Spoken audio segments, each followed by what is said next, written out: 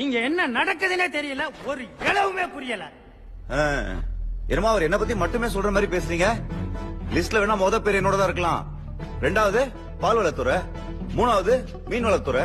உங்க எல்லாரையும் சேர்த்தா ஏன் சொல்றாரு? என்ன எல்லாத்தையும் தூக்கி கொடுத்துட்டு போயிடலாமா?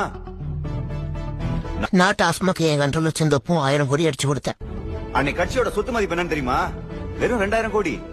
இன்னைக்கு எவ்வளவு தெரியுமா? 60,000 கோடி. 30 மடங்கு பெருக்கி கொடுத்திருக்கேன். நான் வரதுக்கு முன்னாடி உண்டியல் குளிக்க பிச்சை எடுத்துலாம் மறந்துட்டீங்க போல இருக்கு. அடிக்கடி ஞாபகப்படுத்தணும் போல இருக்கு. அதெல்லாம் சரிங்க. சென்ட்ரல்ல உச்சியில உட்கார்ந்து இருக்கானுங்களே, அவனுங்க நம்ம மேல செம கான்ல இருக்கானுங்க.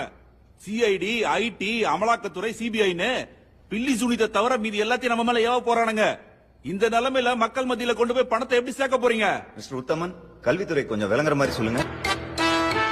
ஓரணியில் தமிழ்நாடு அப்படிங்கிற பேர்ல ஒவ்வொரு தொகுதியில உள்ள வார்டுக்கும் போய் அங்க உள்ள மக்களை வீடு வீடா சந்திச்சு அவங்க கிட்ட இருந்து அவங்க மொபைல் நம்பரை வாங்கி அது மூலமா ஒரு ஓடிபி மூலமா அவங்கள டிஎம்கே மெம்பரா சேர்க்கிறோம். அதுக்கு அடையாளமா அவங்களுக்கு ஒரு கார்டு கொடுக்கிறோம். எலெக்ஷன் டைம்ல அந்த கார்டு வச்சிருக்கவங்களுக்கு பணம் பொருள் கொடுப்பாங்கன்னு சொல்லி அவங்க கிட்ட இருந்து ஓட்டு வாங்கிடலாம். நம்ம நினைச்ச அமௌண்ட நினைக்கிற நேரத்துல அவங்க அக்கவுண்ட்ல லீகலாவே போடலாம். எவனும் ஒன்னும் கேட்க முடியாது. தலைவரே, இதெல்லாம் நம்புற மாதிரியா இருக்கு?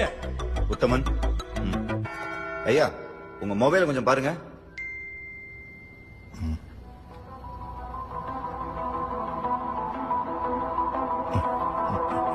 தலைவர் ஒரு ஓட்டுக்கு 200 ரூபாய் கொடுக்கலாம்னு சொன்னாரு.